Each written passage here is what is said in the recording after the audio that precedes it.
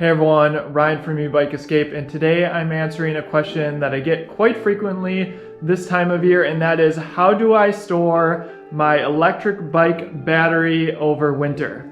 Now, with us living in Wisconsin, I do like to encourage people to get a little bit out of their comfort zone and maybe try riding in conditions that they might not otherwise be used to. Of course, there's tons of gear that you can purchase to make your riding more comfortable. I'll be covering that in an upcoming video. But if you are looking to store your electric bike battery over winter, I'm going to share what a few brands of electric bikes share as far as storing your battery over winter. And the advice is pretty similar across the board, but I think it's worth sharing. Just yesterday, I did take our Aerial Rider X class out and drained the battery slightly for winter storage. I'm also going to make sure our other batteries are within range because I don't anticipate us doing a lot of riding over the next few weeks, and then we'll head down to Florida where obviously it'll be warmer and we won't have to worry about it. So besides the actual charge level that your bike should be at, you also want to make sure that you're actually charging the battery at room temperature.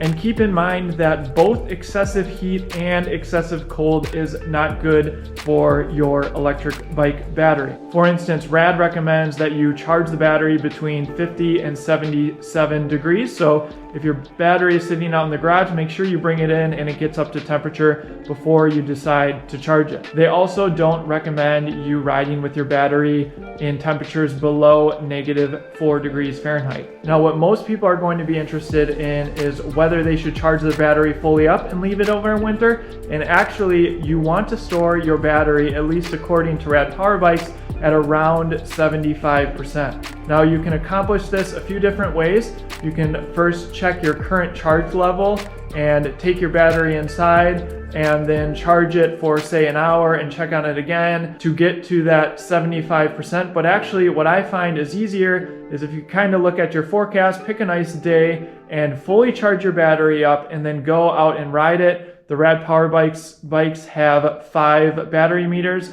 so you can really get an idea of when you're in that 75% range just by lowering the capacity by 1 bar. And a way to do this faster is obviously just to use the throttle if you're looking to do this quickly. Once your battery is at the 75% or thereabouts, you do want to make sure you store your battery in a cool, dry place, again at room temperature. I personally would not leave it in a garage, especially in cooler climates. RAD also does recommend that you check the charge level monthly. I personally haven't done this, but it is something that is recommended from RAD directly. And RAD actually does recommend that once your battery is stored for a long period of time, you should complete the balancing process. There's information on their website on how to accomplish that. I will have a link in the description to that if you're interested in learning more about the balancing process. Now, Juiced has a very similar recommendation. They actually recommend storing your battery at about 80%.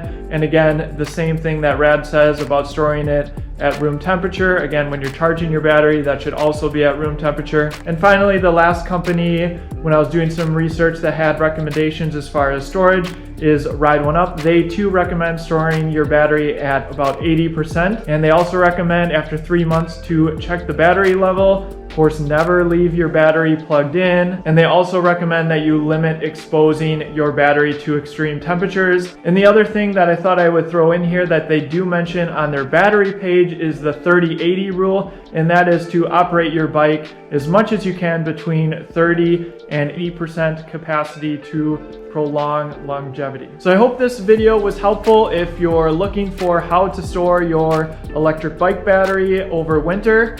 Since we are in the holiday season, I did create a top 5 accessories for electric bike owners that you may want to consider either for yourself for a present or someone else who has maybe purchased an electric bike. I'll also have a link to my full electric bike accessories list as well as my electric bike deals page in the description below. Thanks for watching this one, and we'll see you in the next one.